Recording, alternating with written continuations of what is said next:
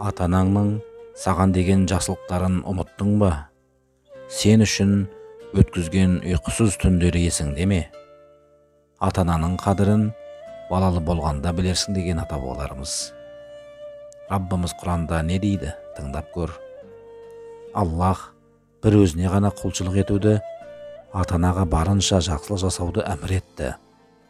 Егер олардың біреуі немесе екеуі бірдей қолыңда қартайса, тіпті тух деп те кейуші болма.